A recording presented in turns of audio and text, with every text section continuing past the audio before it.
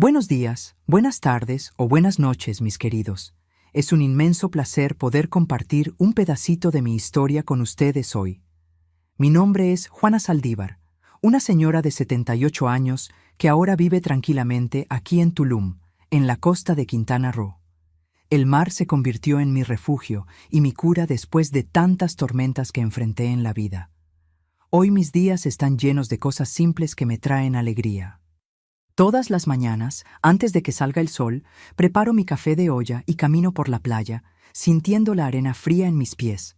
Dicen que no es común ver a una señora de mi edad con los pies descalzos en la arena, pero esto me conecta con la tierra y me recuerda que estoy viva, que sobreviví a todo.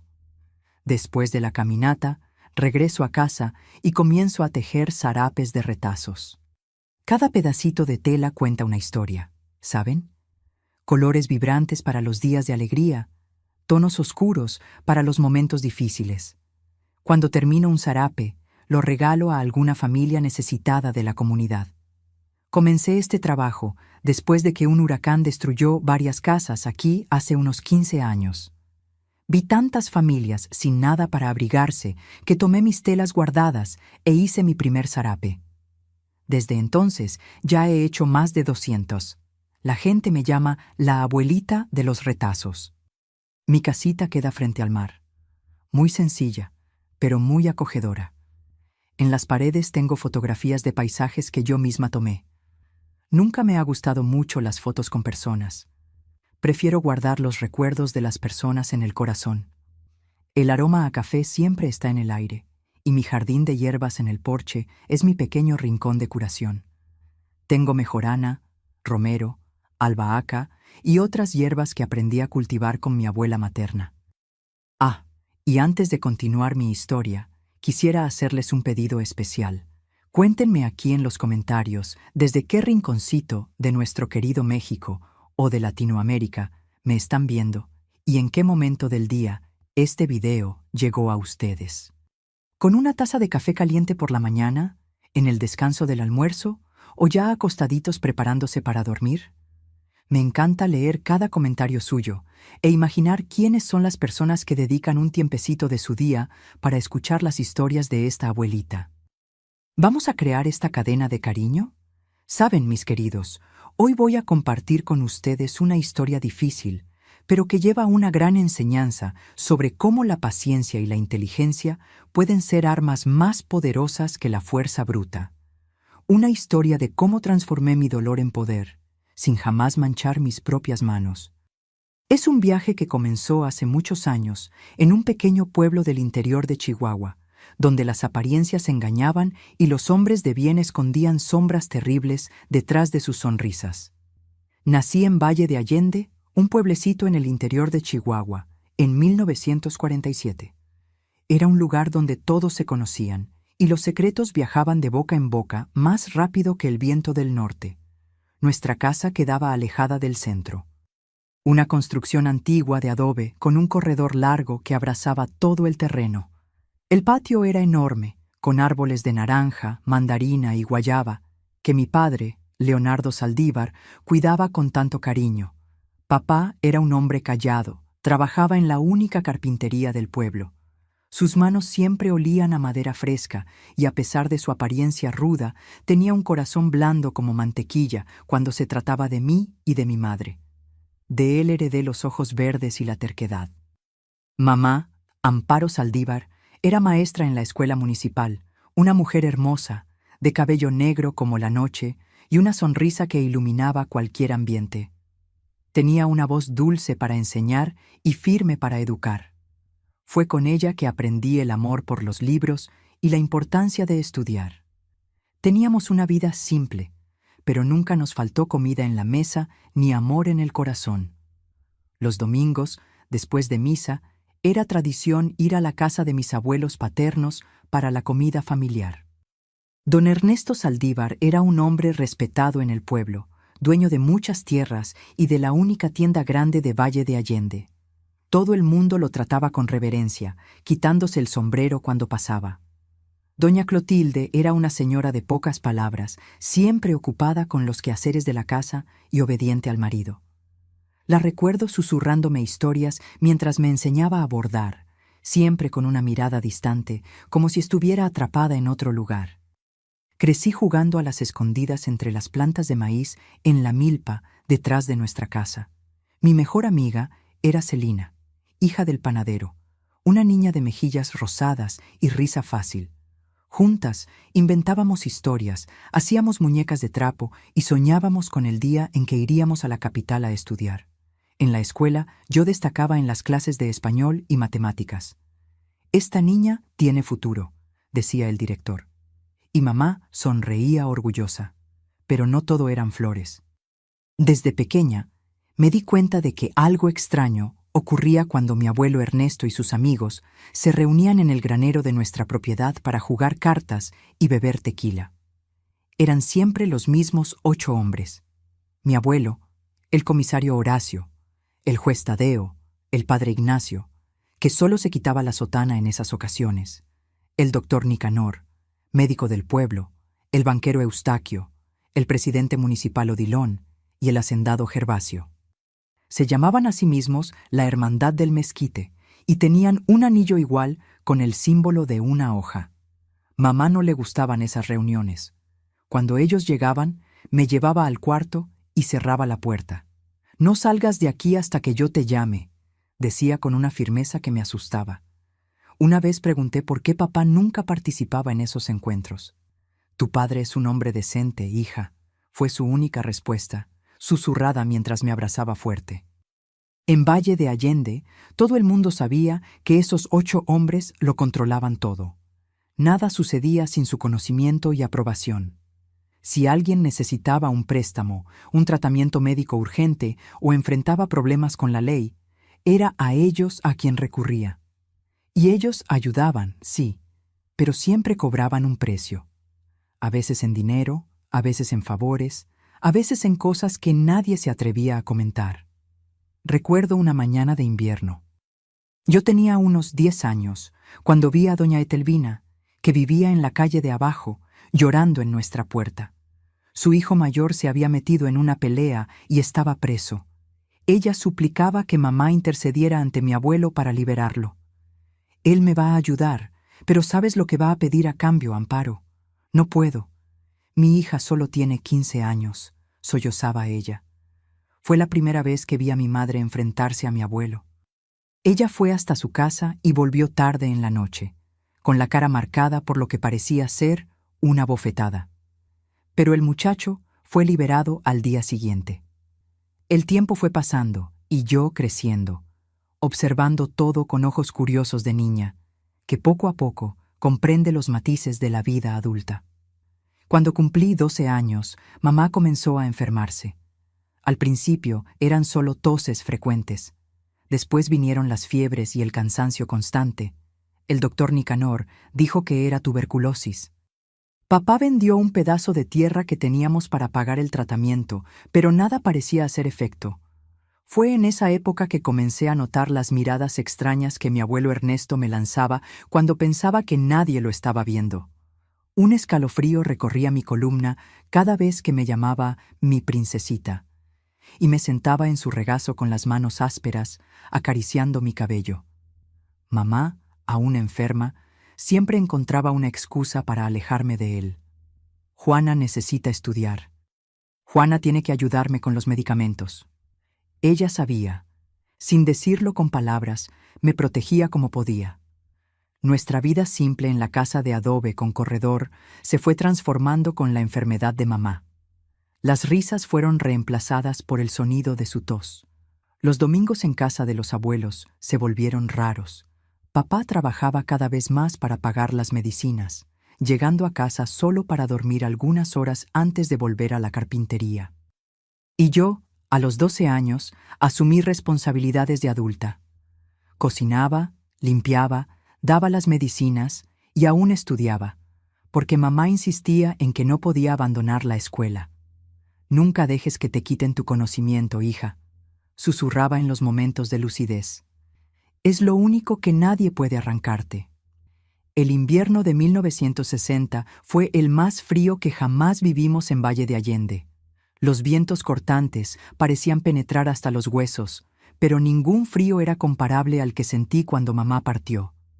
13 años. Yo había cumplido recién 13 años, cuando ella cerró los ojos por última vez, sosteniendo mi mano y tratando de sonreír para darme fuerzas. Sé fuerte como sé que lo eres, mi pequeña. Fueron sus últimas palabras. El velorio se realizó en la sala de nuestra casa, como era costumbre en la época. Vinieron personas de todo el pueblo a presentar sus últimos respetos a la maestra querida, que había educado a tantos niños. Yo observaba todo como si estuviera fuera de mi cuerpo, vestida con un vestido negro que mamá había cosido para las fiestas de la escuela y que nunca imaginé usar para despedirme de ella. Papá estaba destruido, sentado en un rincón, recibiendo abrazos y palabras de consuelo que no parecían alcanzarlo. Sus ojos, siempre tan vivos, estaban opacos como ventanas empañadas por el tiempo. Abuela Clotilde me abrazaba de vez en cuando, pero sus abrazos eran vacíos, mecánicos. Y mi abuelo, Ernesto, circulaba por la casa como si fuera el dueño de todo, incluso de nuestro dolor.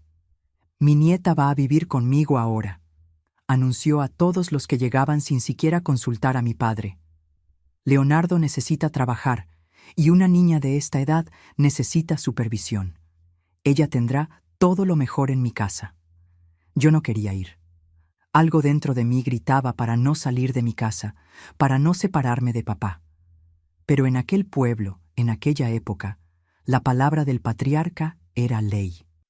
Y mi padre, quebrado por la pérdida y las deudas del tratamiento de mamá, no tenía fuerzas para objetar. A medida que la noche caía, la gente se fue despidiendo, regresando a sus casas. El entierro sería a la mañana siguiente. Pronto quedaron solo algunas mujeres preparando café en la cocina, mi padre dormido por el agotamiento en la silla, y mi abuelo con sus 7 amigos inseparables reunidos alrededor de la mesa del comedor, conversando en voz baja y tomando tequila. «Ve a descansar un poco, niña», dijo mi abuela, empujándome suavemente hacia mi cuarto. «Mañana será un día difícil». Obedecí, aunque sabía que no lograría dormir. Me acosté en mi cama, aún vestida, abrazando el rebozo de tejido que mamá había hecho para mí. Su olor aún estaba ahí, y eso me trajo un poco de consuelo.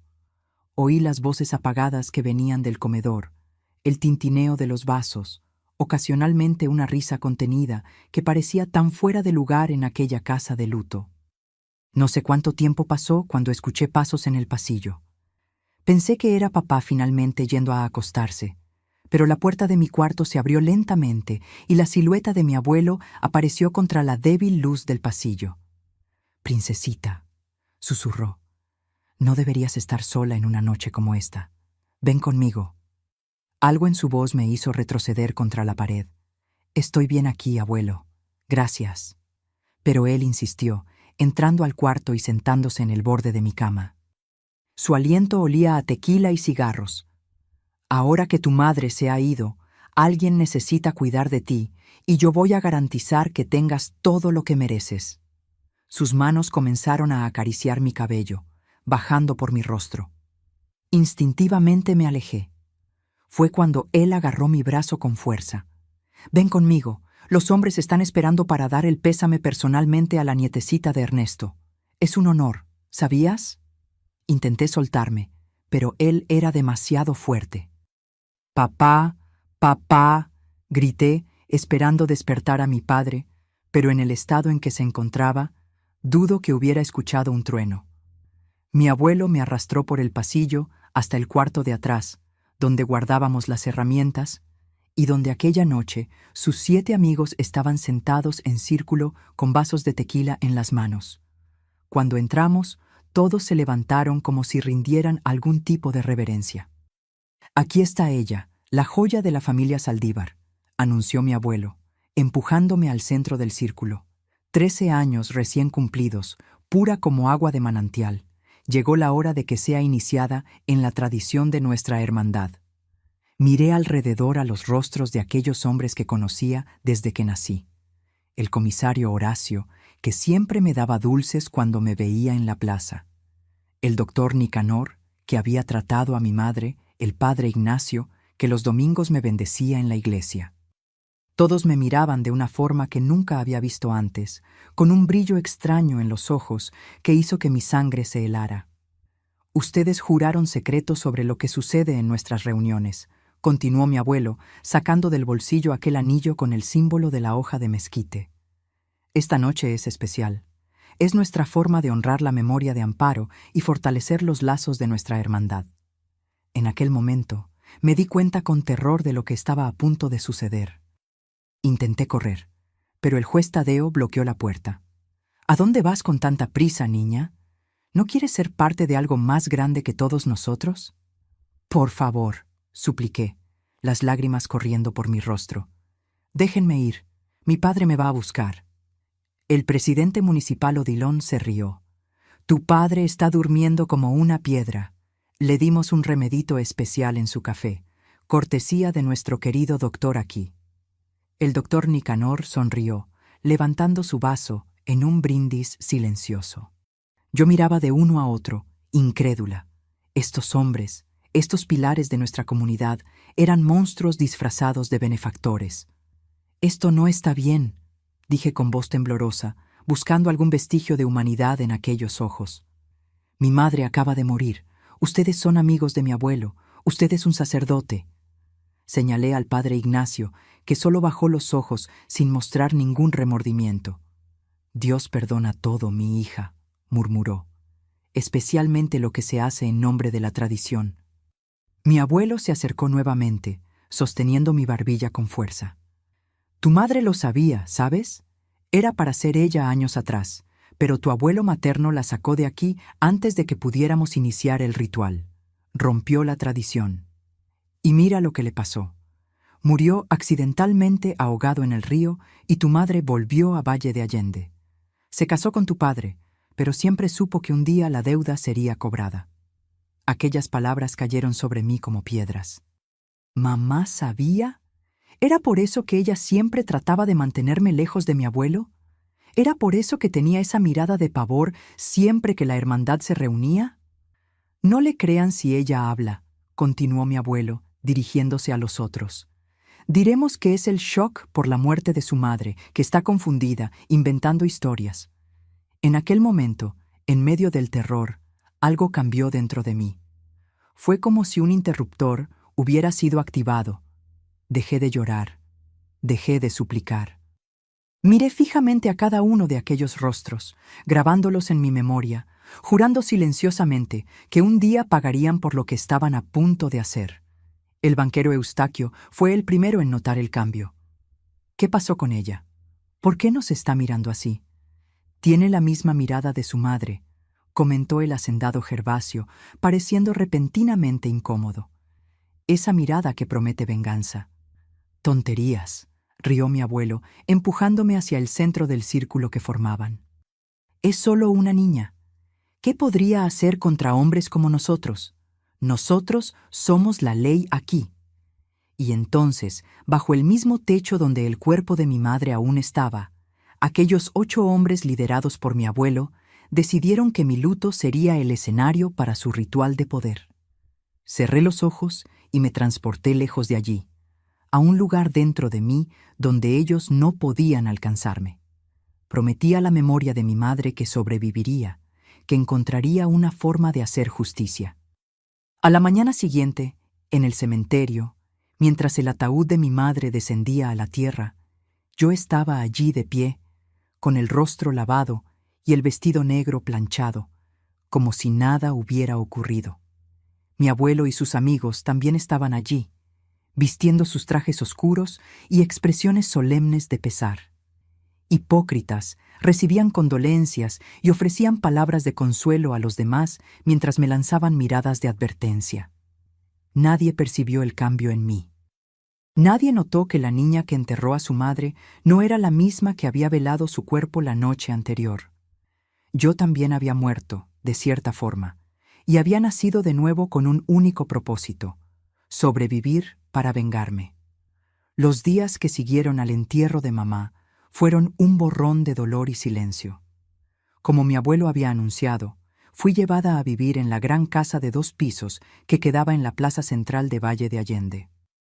Una casa imponente, con muebles de madera oscura y pesada, retratos de familia en las paredes y un silencio opresivo que parecía tragarse cualquier alegría. Mi padre venía a visitarme los domingos. Estaba cada vez más delgado, con ojeras profundas y un olor permanente a aserrín y tequila. Nuestros encuentros eran vigilados por la presencia constante de mi abuela o de mi abuelo, nunca dejándonos a solas. Yo quería gritarle, contarle lo que había sucedido, implorarle que me llevara lejos de allí. Pero las palabras quedaban atrapadas en mi garganta, sofocadas por el miedo y la vergüenza. ¿Te gusta vivir aquí, hija?, preguntaba él, tratando de sonreír. Estoy bien, papá, respondía yo mientras mi abuelo observaba con una sonrisa satisfecha desde el rincón de la sala. ¿Qué podría decir? Que por la noche, cuando todos dormían, cerraba con llave la puerta de mi cuarto y empujaba la cómoda contra ella, que guardaba unas tijeras debajo de la almohada, que despertaba gritando, reviviendo aquella noche terrible. La escuela se convirtió en mi único refugio. Allí, por algunas horas, podía fingir que era solo una niña normal. Me sumergía en los estudios con una intensidad que asustaba hasta a los profesores. Nunca vi a alguien tan joven leer libros tan complejos, comentó mi profesora de español cuando me encontró con una novela de Juan Rulfo en las manos. Pero incluso en la escuela no estaba completamente segura. El hijo del comisario Horacio, Augusto, estudiaba en la misma clase y se empeñaba en recordarme con miradas y sonrisas maliciosas que sabía lo que había sucedido. Mi padre dijo que eres especial, susurró un día, acorralándome contra la pared del pasillo. Dijo que un día me llevará a conocer la hermandad también. Por la noche, cuando volvía a la casa de mi abuelo, era recibida con exigencias cada vez más severas. Tenía que servir la cena para él y para mi abuela, lavar y planchar su ropa, limpiar la casa entera. Una mujer necesita aprender a servir, decía abuela Clotilde, sin nunca mirarme a los ojos. Yo sabía que ella sabía. Su silencio era una forma de complicidad, y estaban las reuniones. Cada 2 semanas, la hermandad se reunía en la sala de estar de la casa de mi abuelo. En esos días, yo era encerrada en mi cuarto desde temprano. Para tu propia protección, decía mi abuelo con una sonrisa que hacía que mi estómago se revolviera. Yo escuchaba las voces, las risas, el tintineo de los vasos. A veces se oían voces femeninas también, chicas jóvenes del pueblo que eran traídas para servir a los hombres importantes. Algunas de ellas las conocía de la escuela. Después de esas noches, no aparecían por días, y cuando volvían, tenían la misma mirada vacía que yo veía en el espejo cada mañana. En las raras veces que veía a mi padre, parecía cada vez más distante, como si estuviera desapareciendo poco a poco. Voy a la Ciudad de México a buscar trabajo, dijo un domingo, 6 meses después de la muerte de mamá. Cuando me establezca allá, vendré a buscarte. Pero yo sabía que nunca vendría. La Ciudad de México era solo una excusa para huir de los recuerdos dolorosos de Valle de Allende, de la casa vacía sin la presencia de mamá, de la hija que ahora vivía con el suegro, a quien secretamente despreciaba. No lo culpaba. Parte de mí también quería huir. Una tarde de otoño, casi un año después de aquella noche terrible, estaba en mi cuarto cuando oí una discusión acalorada en la planta baja. Bajé silenciosamente las escaleras y me escondí detrás de la puerta de la cocina. Ella está haciendo preguntas, Ernesto. Era la voz del doctor Nicanor, tensa y preocupada. Quiere saber detalles sobre la muerte de Amparo, si no habría otras opciones de tratamiento. ¿Y qué le dijiste?, respondió mi abuelo con su voz siempre controlada. Lo que siempre decimos: tuberculosis avanzada, tratamiento no disponible en nuestra región. Pero ella no pareció convencida. Está investigando otras muertes también. La del viejo Méndez el año pasado, la de la joven Marlene hace 2 meses. Mi corazón se aceleró. ¿Otras muertes? ¿Qué sabía realmente mi madre? Ella es demasiado inteligente para su propio bien, igual que su madre, suspiró mi abuelo. Obsérvenla más de cerca. Si continúa con esas preguntas, tal vez necesite un tratamiento especial del doctor. Me quedé helada al oír aquellas palabras. Estaban hablando de mí.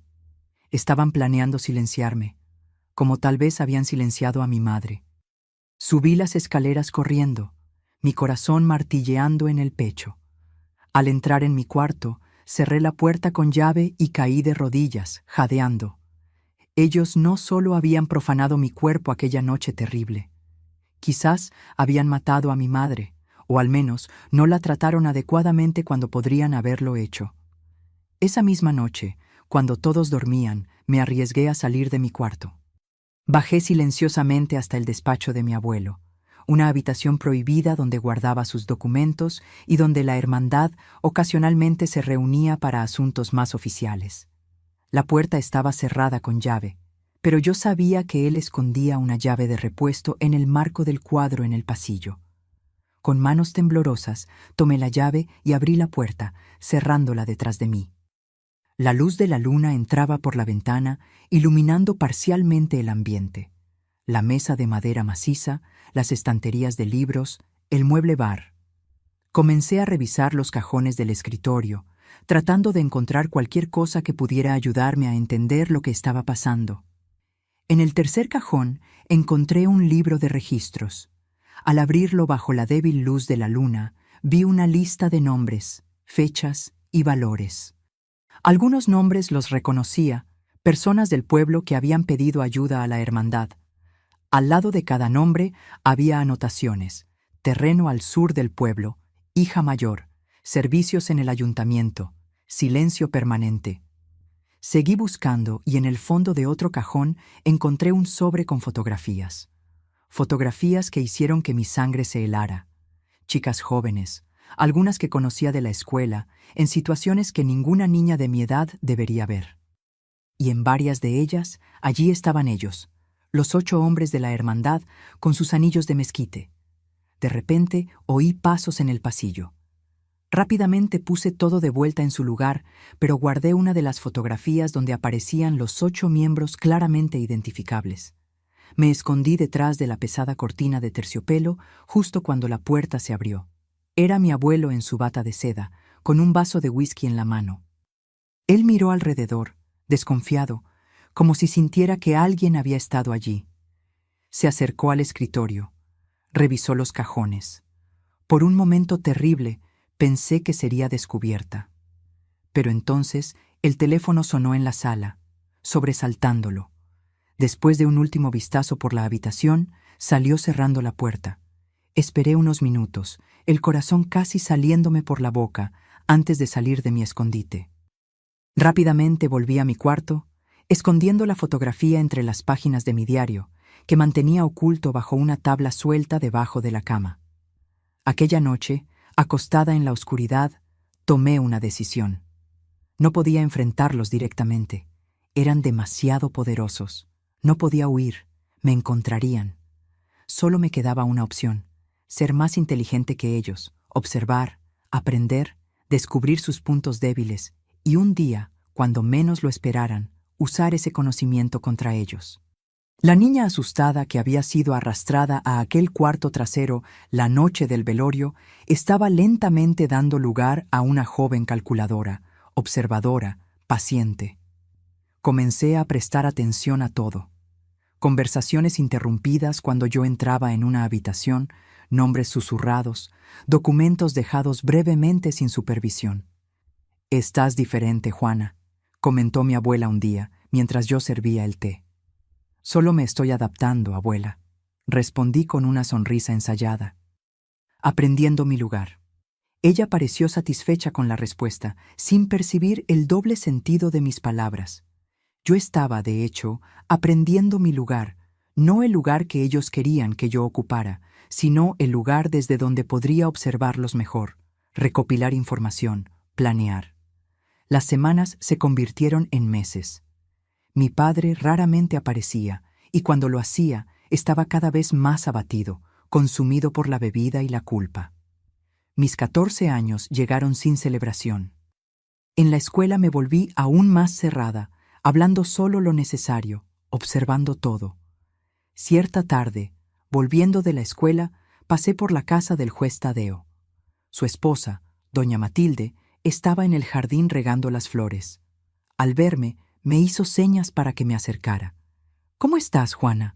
Hace tiempo que no te veo en la iglesia los domingos». «He estudiado mucho, doña Matilde», respondí forzando una sonrisa. «Su abuelo debe estar orgulloso». Ella sonrió, pero había algo triste en sus ojos. «Sabes, a veces pienso que ustedes, las chicas jóvenes, tienen suerte de tener hombres tan respetables cuidándolas. No todas tienen esa protección». Algo en la forma como dijo aquello me hizo prestar más atención. Había amargura en su voz, un dejo de resentimiento. «¿Está bien, doña Matilde?» Ella miró alrededor, como verificando si estábamos solas. Tantos años casada con un hombre que todos respetan y lo que tengo para mostrar, una casa vacía y marcas que nadie ve. Ella se subió discretamente la manga del vestido, revelando moretones en el brazo. El juez del pueblo, el hombre que decide el destino de los demás, no logra controlar su propia ira dentro de casa. En aquel momento, algo se iluminó en mi mente. Los hombres de la hermandad no eran invencibles, tenían secretos, debilidades, vulnerabilidades, y yo comenzaba a descubrir cuáles eran. El invierno de 1962 llegó más riguroso que lo normal en Valle de Allende. Yo había cumplido 15 años, y a los ojos del pueblo era la nieta ejemplar del respetado Ernesto Saldívar, estudiosa, obediente, callada. Pocos notaban las ojeras permanentes bajo mis ojos, resultado de noches de insomnio, o la forma como me encogía involuntariamente cuando algún hombre se acercaba demasiado. Por casi 2 años viví en aquella casa como una sombra, moviéndome por las paredes, volviéndome casi invisible. Y en ese tiempo me transformé en una observadora atenta y paciente. Cada vez que la hermandad se reunía, yo encontraba formas de escuchar sus conversaciones, escondida detrás de puertas o a través del ducto de ventilación que conectaba mi cuarto con el despacho de la planta baja. Anotaba todo en cuadernos que mantenía escondidos: nombres, fechas, negocios, secretos. Lentamente armaba un rompecabezas cuyas piezas podrían un día destruirlos. Mi padre no volvió para buscarme. Las pocas cartas que recibía de él desde la Ciudad de México eran breves y superficiales. «Espero que estés bien. Trabajo mucho. Te extraño». Yo respondía con igual brevedad, nunca revelando nada sobre mi vida real. Él se había convertido en otro fantasma, alguien que existía solo en recuerdos cada vez más distantes. Un viernes de julio, volví de la escuela y encontré la casa en agitación. Las criadas limpiaban frenéticamente. Mi abuela supervisaba la preparación de una cena especial. «¿Qué está pasando?», pregunté a Zulmira, la cocinera. «Es el aniversario de la hermandad, niña», respondió en voz baja. 15 años desde la fundación. Tu abuelo está trayendo gente importante de la Ciudad de México».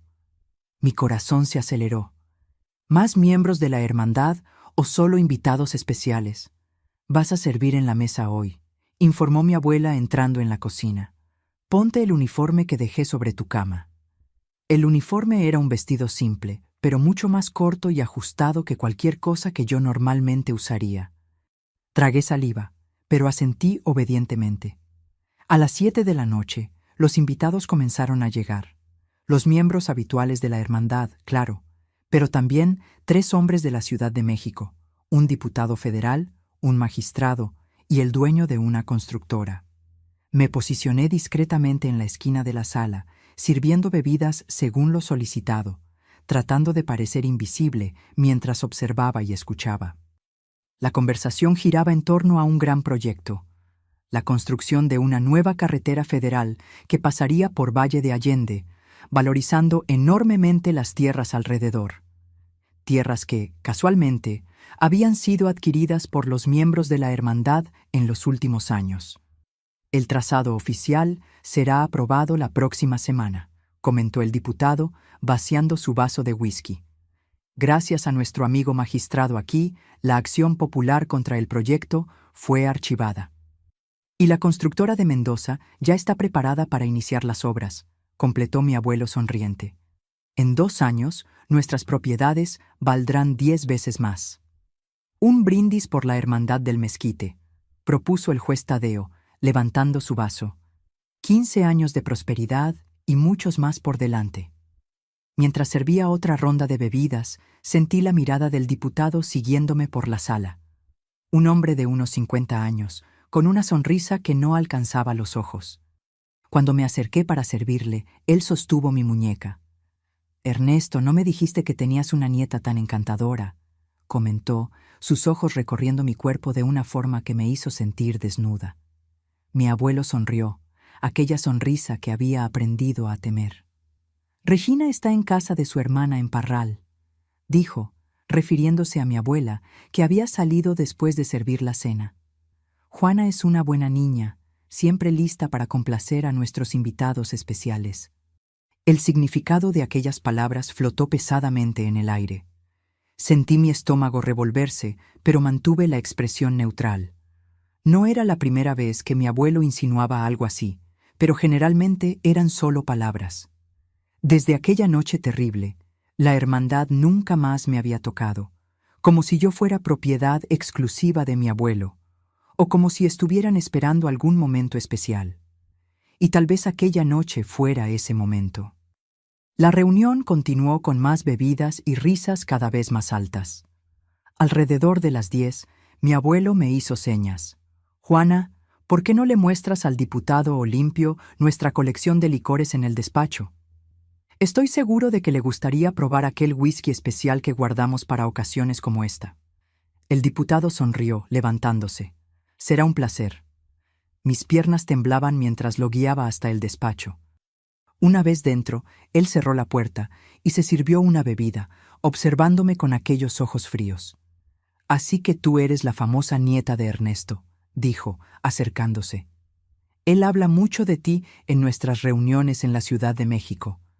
Dice que tienes un talento especial para mantener secretos». Retrocedí hasta sentir la estantería de libros contra mi espalda. «Usted debería volver a la sala, diputado. Los otros extrañarán su ausencia». Él rió, un sonido áspero que pareció rasgar el aire. «Ellos saben muy bien lo que estoy haciendo aquí. Es así como sellamos nuestros acuerdos más importantes en la hermandad, compartiendo lo que tenemos de más valioso». Sus manos estaban en mis hombros ahora, pesadas, sofocantes. Cerré los ojos. Aquella noche terrible de 2 años atrás volvía como un tsunami. No, otra vez no. No lograría sobrevivir a esto de nuevo. «Por favor», susurré, la voz quebrada. «Vamos, niña, tu abuelo me aseguró que ya eres experimentada en esto». Él rió nuevamente, su aliento de alcohol y puro envolviéndome. «¿O vas a decirme que la historia de la iniciación fue exagerada?» ¿Iniciación? ¿Así era como llamaban a lo que me habían hecho? ¿Como si fuera un honor, un ritual? La rabia que yo mantenía cuidadosamente controlada durante tanto tiempo comenzó a hervir dentro de mí. «¿Mi padre sabe lo que ustedes hacen?», pregunté súbitamente, tratando de ganar tiempo, mi mente trabajando frenéticamente. El diputado pareció sorprendido con la pregunta. «¿Aquel borracho? No te preocupes por él. De hecho, está en la Ciudad de México trabajando para mí. O mejor dicho, trabajaba. Tuvimos que despedirlo la semana pasada. Buen empleado, pero la bebida...». Fue como si algo estallara dentro de mí. Mi padre estaba trabajando para este hombre, el mismo hombre que ahora estaba tratando. El círculo se cerraba, la crueldad era completa. «Sé que parece aterrador al principio», continuó él, interpretando erróneamente mi silencio. «Pero aprenderás a que te guste. Todas aprenden. Aquella hija del panadero, ¿cómo se llamaba? Celina resistió al principio, pero ahora...». «¿Celina? ¿Mi amiga de la infancia? Hacía meses que no la veía en la escuela. Ahora entendía por qué». En un movimiento rápido, el diputado me empujó contra el escritorio. «Basta de charla». En aquel momento, algo dentro de mí se quebró, o tal vez finalmente encajó. Con una fuerza que yo misma desconocía, lo empujé lejos. «No», dije, mi voz extrañamente calma. «Usted no me va a tocar». Él pareció atónito por un instante. Después su rostro se contorsionó de rabia. ¿Quién te crees que eres, mocosa? Antes de que pudiera terminar, agarré el abrecartas de bronce del escritorio, un objeto pesado y puntiagudo que mi abuelo usaba como adorno. Si da un paso más, voy a gritar tan fuerte que todos en la sala oirán, y entonces le contaré sobre los documentos. ¿Qué documentos?, preguntó súbitamente cauteloso. Los que prueban que usted desvió dinero de la campaña. Los que muestran cómo la constructora de Mendoza pagó sobornos para cambiar el trazado de la carretera. Los documentos que mi abuelo guarda en aquel cajón, como garantía de que usted nunca lo traicionará. Era un farol completo, basado apenas en fragmentos de conversaciones que había oído a lo largo de los meses, pero la expresión en su rostro me dijo que había acertado de lleno. «Estás mintiendo», dijo, pero había duda en su voz. «¿Quiere arriesgarse? Porque si yo grito, si yo cuento lo que está tratando de hacerme, mi abuelo querrá silenciarme. Y la única forma de hacer eso será abriendo aquel cajón. Y entonces todos verán lo que hay dentro». Por un largo momento, permanecimos inmóviles en un impasse silencioso. Luego, lentamente, él se alejó, ajustándose la corbata. «Eres astuta, niña, más astuta de lo que tu abuelo se da cuenta». «Váyase», susurré, aún sosteniendo el abrecartas. «Diga que se siente mal, que necesita volver al hotel». Él me estudió un momento más, luego asintió brevemente. «Esto no ha terminado. No sabes con quién te estás metiendo». «Ni ustedes», respondí, sorprendiéndonos a ambos con la firmeza en mi voz. Cuando él salió, cerré la puerta y caí de rodillas, temblando incontrolablemente. ¿Qué había hecho? ¿Qué sucedería ahora? ¿Vendrían por mí? ¿Me matarían como tal vez habían hecho con mi madre? Me quedé allí por tiempo suficiente para oír el movimiento en la sala. El diputado anunciando que necesitaba retirarse, disculpas intercambiadas, puertas abriéndose y cerrándose. Luego, pasos en el pasillo, pesados, decididos. La puerta del despacho se abrió violentamente. Mi abuelo estaba allí, el rostro rojo de ira. «¿Qué le dijiste?» Me levanté lentamente, aún sosteniendo el abrecartas. ¿La verdad? ¿Qué verdad? Sobre los documentos, sobre los sobornos, sobre la carretera. Él se detuvo, su rostro pasando de rojo a blanco. «No sabes de lo que estás hablando».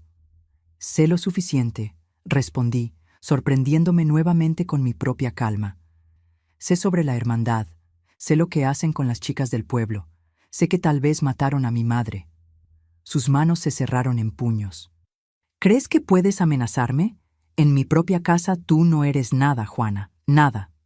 «Tal vez no», concordé, «pero lo que sé vale mucho. Y si algo me sucede, otras personas también lo sabrán». Era otro farol. No había nadie en quien confiara lo suficiente para compartir lo que sabía. Pero él no necesitaba saber eso. Él me estudió largamente, los ojos entrecerrados. «¿Qué quieres?» La pregunta me tomó por sorpresa. ¿Qué quería? ¿Libertad? ¿Venganza? ¿Justicia? «Quiero irme de aquí», dije finalmente. «Quiero vivir con mi padre en la Ciudad de México». «Tu padre es un borracho desempleado», escupió. «No tiene condiciones de cuidarte». «Entonces, mándame a un colegio interno en la Ciudad de México, o más lejos aún. Dile a todos que quieres darme una mejor educación, que me estás preparando para la universidad». Podía ver los engranajes girando en su mente. Si me enviaba lejos, se libraría de un problema, pero también perdería el control sobre mí. «¿Y a cambio?», preguntó finalmente. «¿A cambio? No le cuento a nadie lo que sé. No ahora, al menos». Un largo silencio siguió, cargado de cálculos y consideraciones. Finalmente, él asintió una única vez, bruscamente. «Colegio interno en la Ciudad de México. Te vas el próximo fin de semana. Pero entiende una cosa, Juana. Si alguna vez abres la boca sobre cualquier cosa que crees saber, nadie te creerá. Y aunque te crean, nadie hará nada. Somos intocables en este pueblo». Mantuve la mirada firme, a pesar del miedo que me corroía por dentro. Tal vez en este pueblo, abuelo, pero el mundo es más grande que Valle de Allende. Aquella noche, encerrada en mi cuarto, lloré por primera vez en mucho tiempo.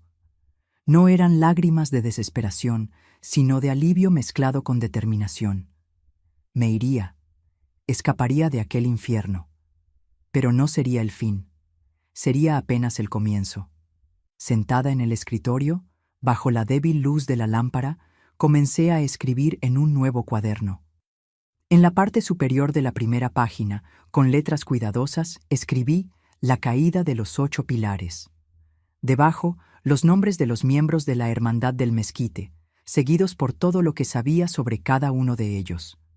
Era poco aún, pero tendría tiempo, años si fuera necesario, para completar aquellas páginas. En aquel momento, arrodillada al lado de la cama, hice una promesa silenciosa a la memoria de mi madre. Pagarán, mamá, cada uno de ellos. No con sangre, sino con algo que valoran mucho más, su preciosa reputación, su poder, su lugar de respeto. Les arrancaré todo, uno por uno, y no se darán cuenta de que fui yo hasta que sea demasiado tarde. El domingo partí para la Ciudad de México. Mi abuelo contó la historia que acordamos. Su brillante nieta había recibido una beca en el prestigioso Colegio Nuestra Señora de los Dolores, donde sería preparada para la universidad. El pueblo de Valle de Allende entero comentó el acontecimiento, viendo en aquello la generosidad de un abuelo dedicado. Si alguien notó el contraste entre el cuerpo frágil de la niña y sus ojos envejecidos por el sufrimiento, nadie comentó. Colegio Nuestra Señora de los Dolores. El nombre parecía una ironía cruel del destino, pero para mí representaba liberación. Era una casona antigua de paredes gruesas y ventanas altas, administrada por monjas rigurosas que mantenían a las alumnas bajo estricta disciplina. Para muchas, aquel régimen era una prisión. Para mí, que venía de un infierno disfrazado de hogar, era un refugio. Su abuelo dejó instrucciones específicas, informó la madre superiora, Sor Consuelo, una mujer alta, de rostro anguloso y ojos perspicaces. Usted no debe dejar el colegio sin autorización por escrito de él, ni recibir visitas más allá de las suyas propias. Asentí silenciosamente. Ya esperaba eso. Mi abuelo no correría el riesgo de dejarme circular libremente o hablar con mi padre. Sin embargo, continuó ella, observándome con atención, aquí dentro de estas paredes estará segura de todo y de todos. Había algo en el modo como enfatizó aquellas palabras que me hizo levantar los ojos.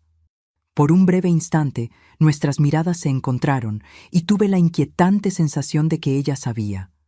No los detalles, tal vez, pero algo sobre mi situación.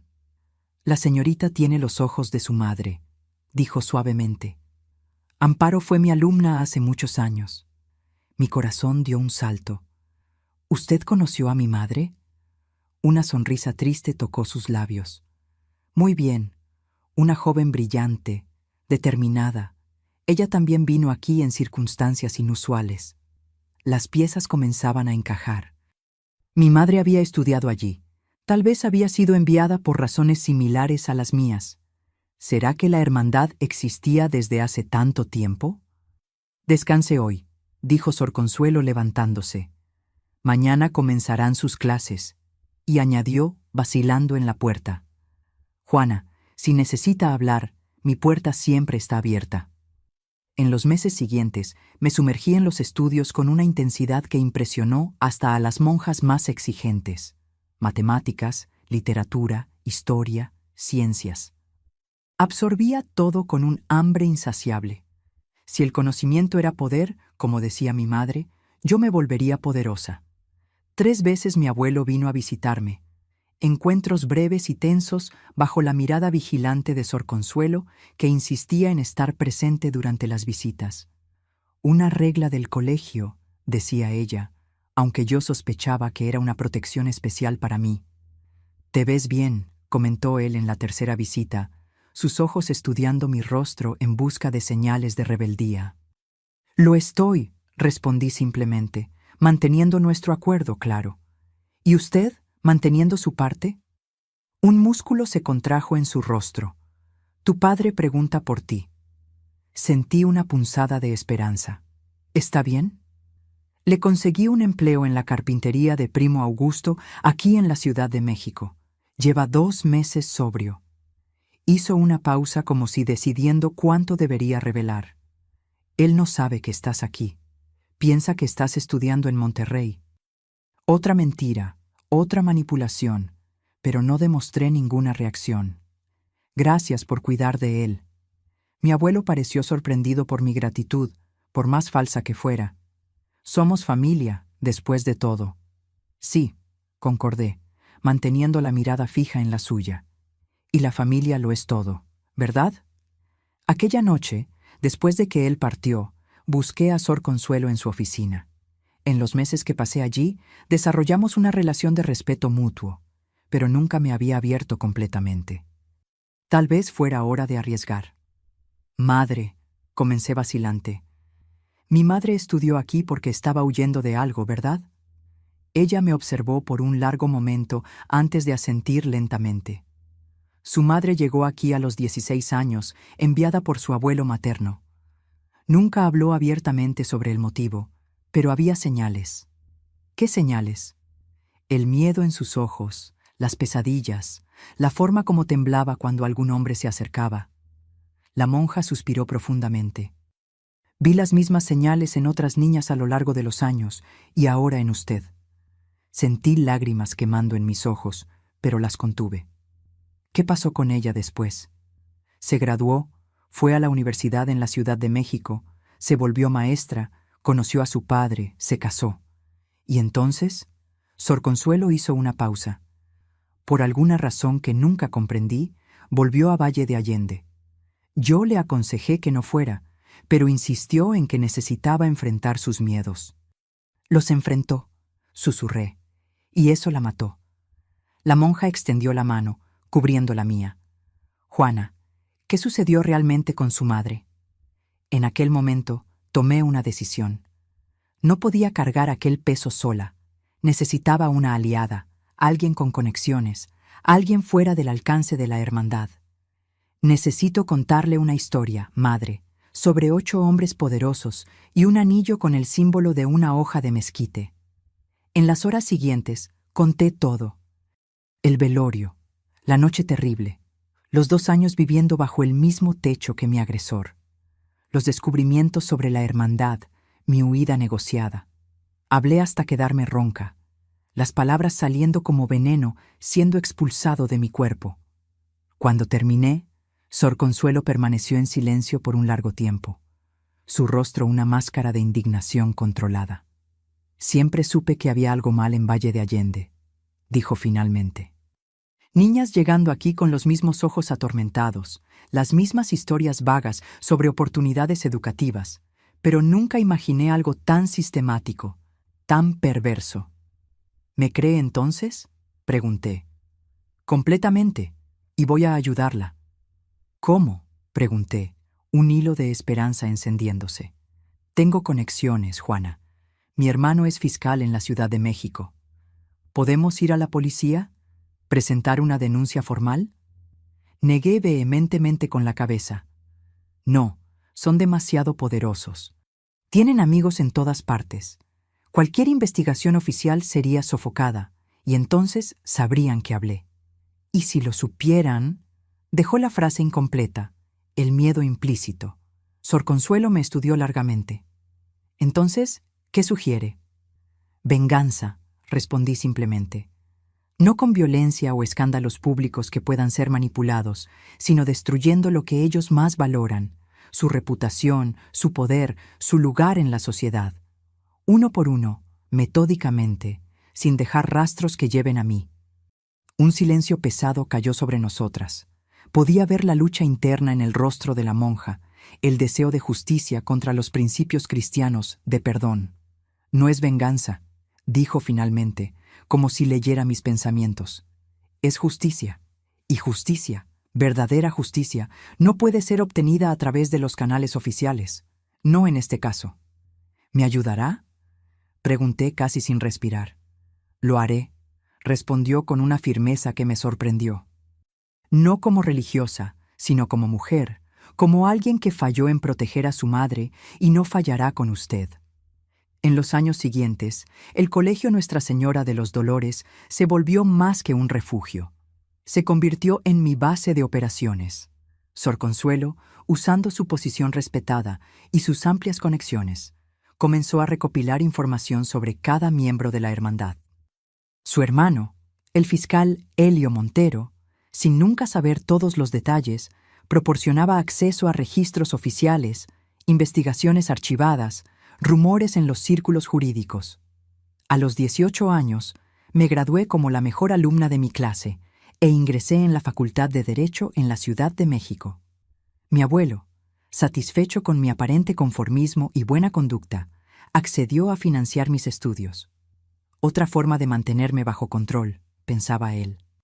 Poco sabía que cada clase de derecho a la que asistía, cada libro de legislación que devoraba, cada contacto que establecía en los círculos jurídicos de la capital, eran armas que afilaba para usar contra él y sus cómplices.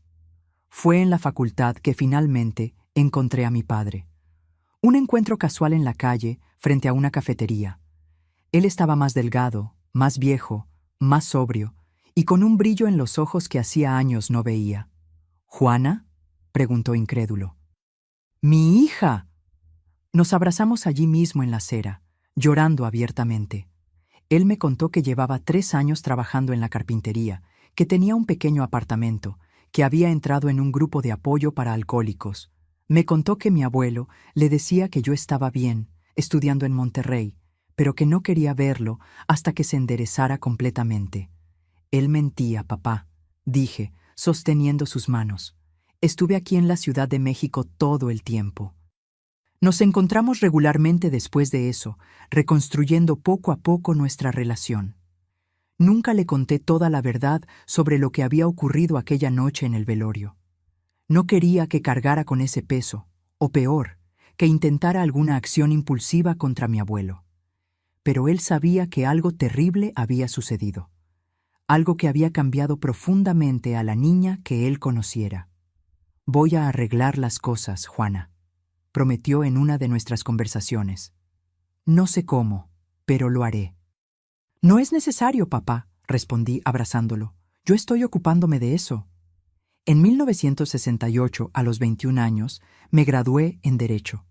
Mi padre estaba en la audiencia, orgulloso. Mi abuelo también, satisfecho por poder exhibir a la nieta abogada ante sus conocidos. A esa altura, yo ya había construido una red de contactos e información que se extendía mucho más allá de la Ciudad de México. Antiguas compañeras del colegio, ahora dispersas por el país, en posiciones de relativa influencia. El hermano de Sor Consuelo, ahora juez federal. Colegas de la facultad trabajando en prestigiosos bufetes de abogados. La primera pieza del dominó cayó casi por accidente.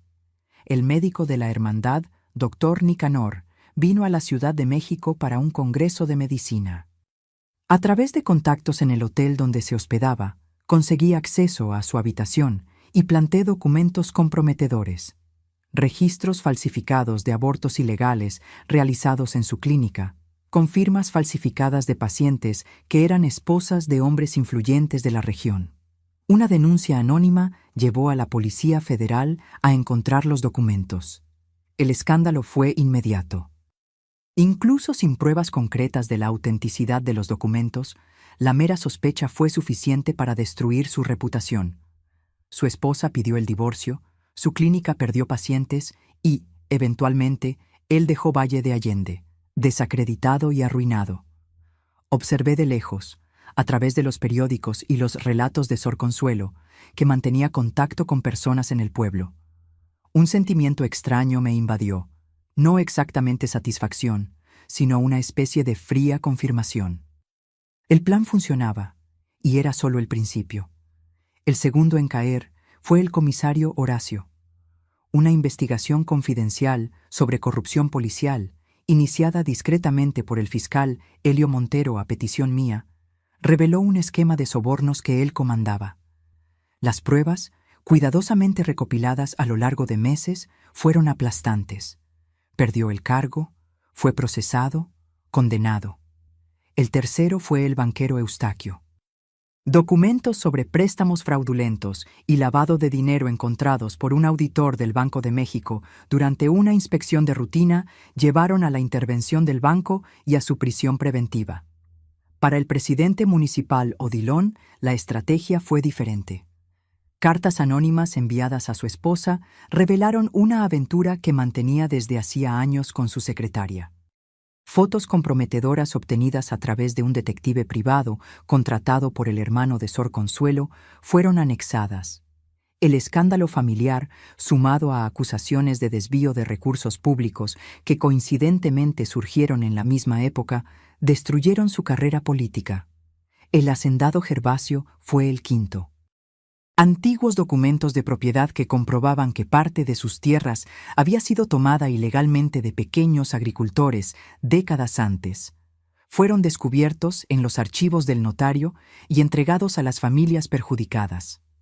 Un proceso colectivo de reivindicación de tierras, apoyado pro bono por un prestigioso bufete de abogados de la Ciudad de México, donde coincidentemente yo hacía prácticas, resultó en la pérdida de casi la mitad de sus propiedades.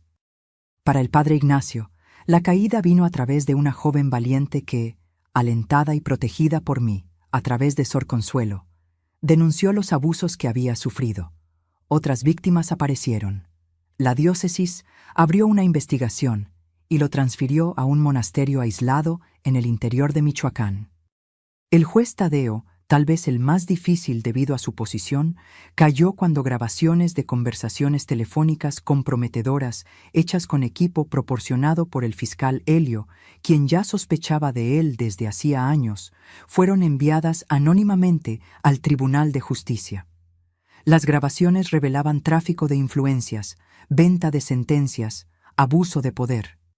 Su jubilación obligatoria fue anunciada discretamente para evitar un escándalo mayor al Poder Judicial, pero la noticia se difundió. Uno por uno, a lo largo de 5 años, los pilares de la hermandad fueron desmoronándose. El último, mi abuelo, observaba impotente la destrucción de su círculo. A los 72 años, aislado, con la salud debilitada por la presión y el miedo constante de ser el próximo, mantenía apenas una fracción de su antiguo poder en Valle de Allende. En 1972 recibí una llamada telefónica de Sor Consuelo. Mi abuelo estaba internado, víctima de un derrame cerebral. Los médicos no daban esperanzas. ¿Va a verlo?, preguntó ella suavemente. Voy, respondí tras una larga pausa, pero no como la nieta que él conocía. 2 días después, entré en la habitación del hospital en Valle de Allende. Mi abuelo estaba irreconocible, frágil, disminuido, conectado a tubos y aparatos. Sus ojos se abrieron cuando me acerqué a la cama. ¿Viniste a verme morir?, preguntó con voz débil. Vine a despedirme, respondí calmadamente. Sus ojos se entrecerraron, estudiando mi rostro, mi traje bien cortado, mi postura confiada. Ya no quedaba nada de la niña asustada que él había conocido. «Fuiste tú», susurró. No era una pregunta, sino una constatación. «Todo este tiempo fuiste tú». Me senté en la silla al lado de la cama, mirándolo directamente a los ojos. Se lo prometí a mamá, ¿sabe? Aquella noche. Prometí que ustedes pagarían por lo que hicieron. Una lágrima solitaria corrió por su rostro arrugado, de arrepentimiento, de rabia, de miedo. Nunca lo sabré. ¿Por qué?, logró preguntar. ¿Por qué no simplemente seguiste con tu vida? Porque ustedes eran la enfermedad, abuelo. La enfermedad que mató a mi madre, que casi me mata a mí. La enfermedad que infectaba todo este pueblo. Hice una pausa, mi voz firme. Alguien necesitaba extirpar el tumor. Él cerró los ojos por un largo momento. Cuando los abrió nuevamente, había una claridad en ellos que me sorprendió. «Eres más fuerte que todos nosotros», dijo finalmente, «más fuerte que tu madre». Ella intentó luchar, pero de frente. Yo entendí cómo funciona realmente el poder. No respondí. No había nada más que decir.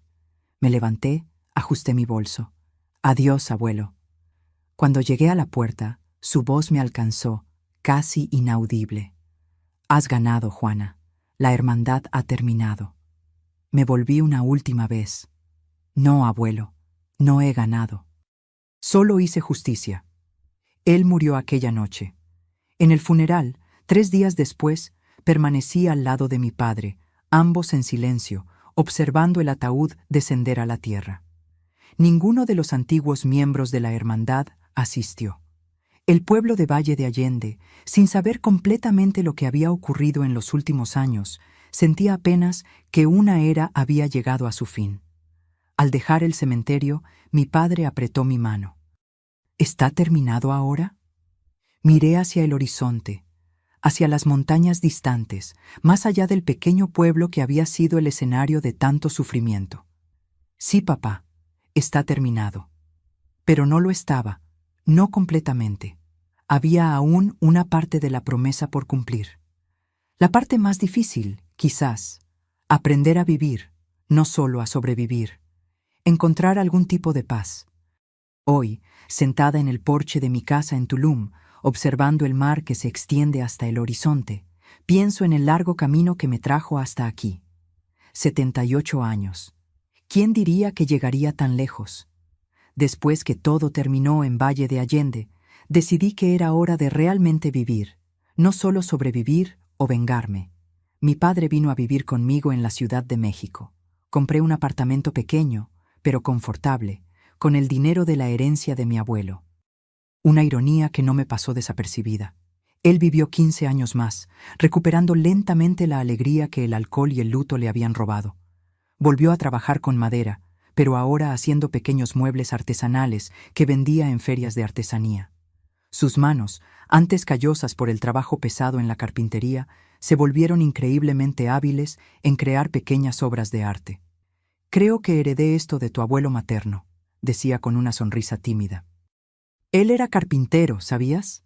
Antes de conocer a tu abuela y convertirse en comerciante. Era bueno verlo reconectarse con una parte de sí mismo que había sido perdida, así como yo intentaba hacer.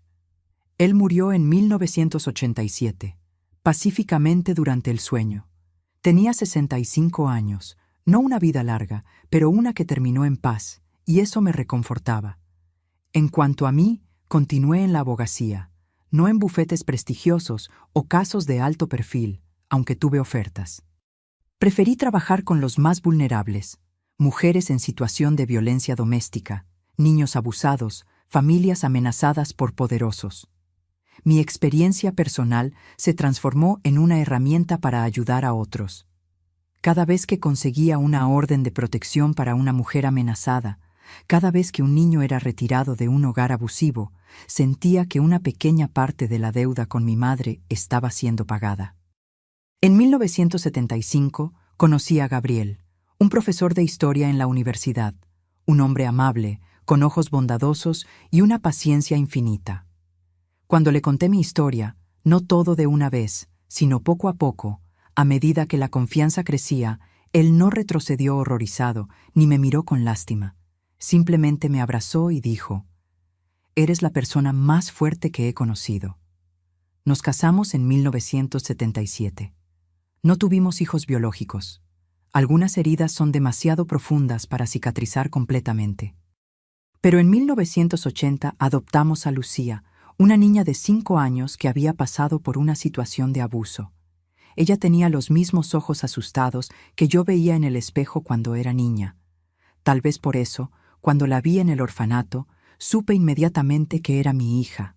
Criar a Lucía fue el mayor desafío y la mayor alegría de mi vida. Ver a aquella niña quebrada florecer lentamente, aprender a confiar, a reír, a soñar, fue como presenciar un milagro diario. Gabriel era un padre maravilloso, paciente en los días malos, celebrando cada pequeño progreso en los días buenos. Juntos formamos un hogar seguro, donde el pasado doloroso podía ser reconocido, pero no definía quiénes éramos o quiénes podíamos llegar a ser. En 1995, cuando Lucía se graduó en psicología, lloré durante toda la ceremonia. Ella había transformado su dolor en un instrumento de sanación para otros, así como yo había hecho con el derecho. El ciclo de dolor estaba siendo roto, transformado en algo positivo. ¿Qué victoria mayor podría haber? Gabriel y yo vivimos juntos por casi 30 años. Él partió en 2003, víctima de un cáncer fulminante.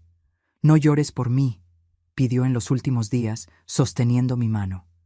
Tuvimos una vida hermosa juntos, más de lo que muchos consiguen en 100 años. Después que se fue, me sentí perdida por un tiempo. Me jubilé de la abogacía, aunque continuaba ocasionalmente prestando consultoría para ONG que trabajaban con víctimas de violencia. Lucía, ya casada con Enrique y madre de 2 hijos, mis nietos queridos, Mateo y Clara, insistió para que me mudara cerca de ellos. «Ven a la costa, mamá», propuso. «El aire del mar te hará bien y los niños necesitan a su abuela cerca». Fue así como llegué a Tulum, a esta casa frente al mar. Al principio, el cambio fue difícil. A los 63 años, comenzar de nuevo en un lugar donde no conocía a nadie parecía aterrador. Pero Lucía tenía razón. El mar tiene un efecto sanador. Hay algo en la inmensidad azul, en la constancia de las olas, en el ritmo de las mareas, que pone las cosas en perspectiva. Poco a poco, construí una nueva rutina. Las caminatas matutinas en la playa, el café al amanecer. Comencé a frecuentar la iglesia local, no por convicción religiosa, sino por el sentido de comunidad. Conocí a otras señoras viudas, intercambié recetas, participé en grupos de lectura. Y entonces vino el huracán de 2010, uno de los peores que la región haya visto. Casas destruidas, familias sin hogar. La pequeña comunidad pesquera al norte de la playa fue especialmente afectada. Al día siguiente, cuando los voluntarios se reunieron para ayudar en la limpieza y reconstrucción, allí estaba yo, una señora de 63 años remangándose. «Usted no necesita hacer esto», me dijo un joven bombero preocupado al verme cargando escombros. «Todos necesitamos hacer algo», respondí simplemente. Aquella noche, viendo tantas familias sin ropa, sin cobijas, recordé los zarapes que mi abuela materna me enseñó a hacer cuando era niña. Aún tenía las manos hábiles, aún recordaba los puntos. Fui hasta el ático, donde guardaba una caja con retazos que había acumulado a lo largo de los años. Restos de ropa de Gabriel, de Lucía niña, pedazos de cortinas antiguas. Mi primer zarape fue para una niña de 6 años, hija de pescadores, que había perdido todo en el huracán. Cuando le entregué el regalo, sus ojos brillaron de una forma que me llenó el corazón. «Es tan colorido», susurró ella, abrazando el zarape contra el pecho. «Parece un arcoíris». Algo se encendió dentro de mí en aquel momento. Un propósito, una forma de dar sentido a los años que me quedaban. Comencé a hacer más zarapes, cada uno único, con patrones que contaban historias a través de los colores y texturas. Zarapes para recién nacidos, para novias, para ancianos en asilos, para familias en dificultad. Cada punto, cada retazo cosido con cuidado era una forma de decir: «Tú importas, tu historia importa». Mis nietos, Mateo y Clara, ahora con 30 y 27 años, vienen a visitarme regularmente. Mateo siguió los pasos del abuelo y se convirtió en profesor de historia. Clara está terminando la facultad de oceanografía. «Voy a estudiar este mar que tanto amas, abuela», me dijo cuando eligió la carrera. Lucía y Enrique viven en Cancún, a 2 horas de aquí. Ella tiene una clínica donde atiende a niños traumatizados. Él es ingeniero civil. Vienen a visitarme los fines de semana, trayendo siempre alguna novedad, alguna historia para compartir. En vacaciones todos se quedan aquí. La casa se llena de voces, de risas, de vida. A veces, Lucía me observa tejiendo y dice: «Mamá, transformaste cicatrices en arte». Ella sabe, no todo, pero lo suficiente para entender que cada zarape que hago es también una forma de sanación, de resignificación. Cada punto, cada retazo unido a otro es una afirmación.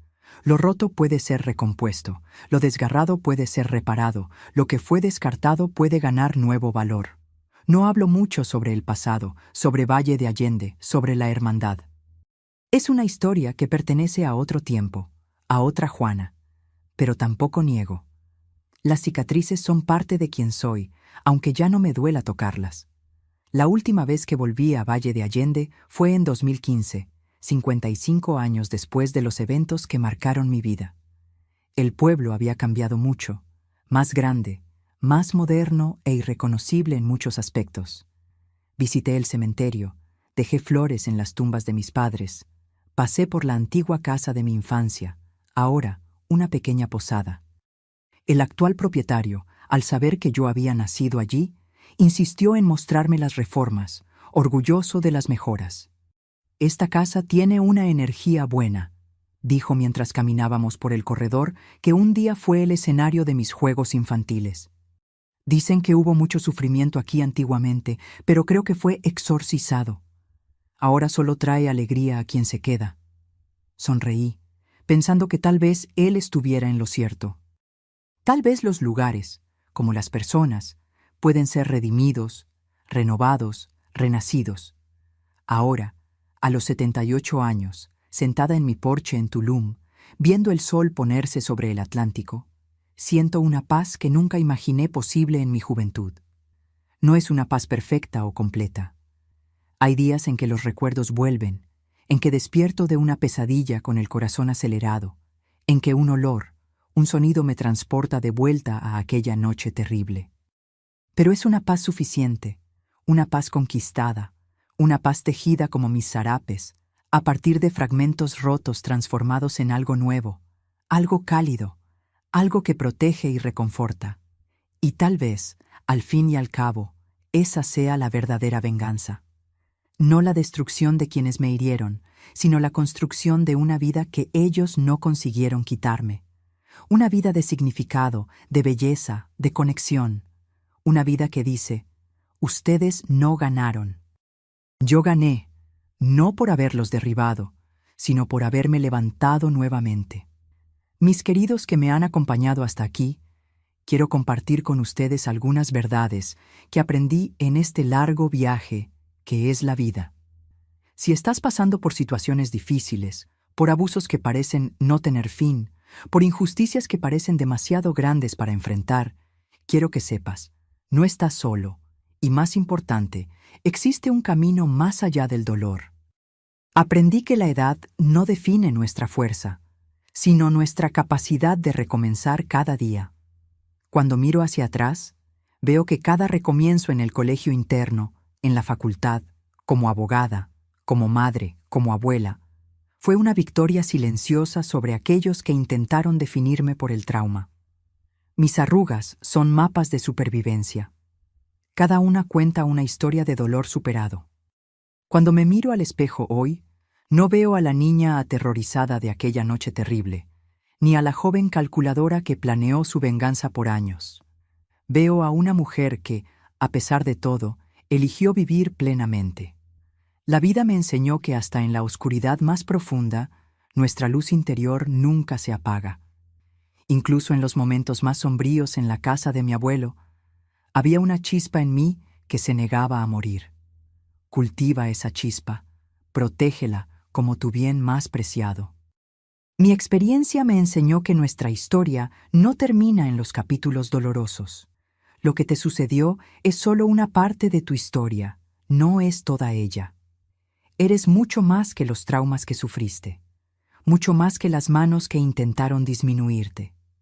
Descubrí que somos más fuertes de lo que imaginamos, especialmente cuando pensamos que no aguantamos más.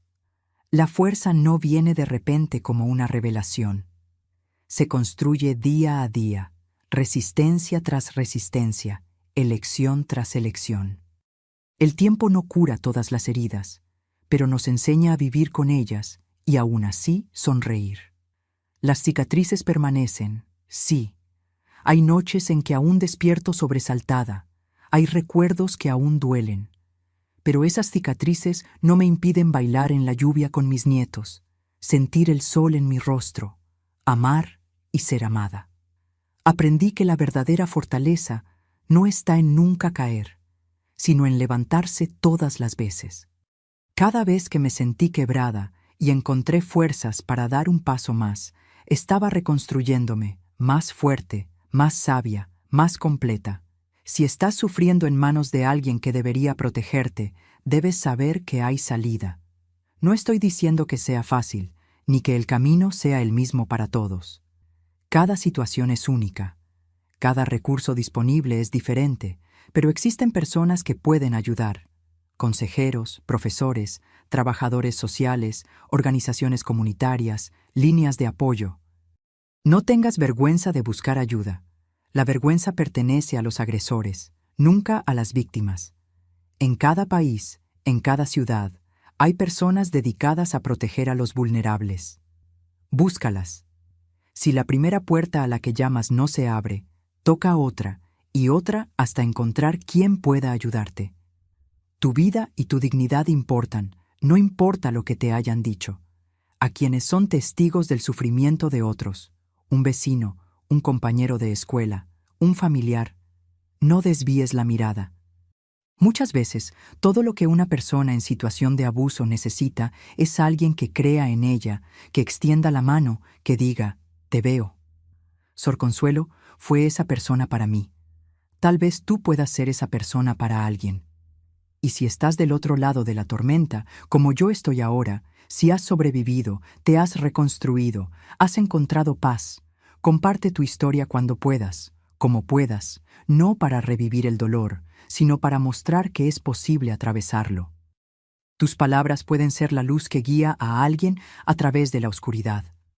Descubrí que mi voz, incluso temblorosa, tiene poder cuando decido usarla. Cada zarape que hago, cada historia que cuento, cada abrazo que doy a alguien que sufre, es mi voz diciendo, existe vida más allá del trauma, existe belleza más allá del dolor, existe amor más allá del miedo. Aprendí que sobrevivir es una forma de resistencia y vivir bien es la mejor venganza. No se trata de olvidar ni de perdonar lo imperdonable. Se trata de negarse a permitir que el mal que te hicieron defina quién eres y quién puedes llegar a ser.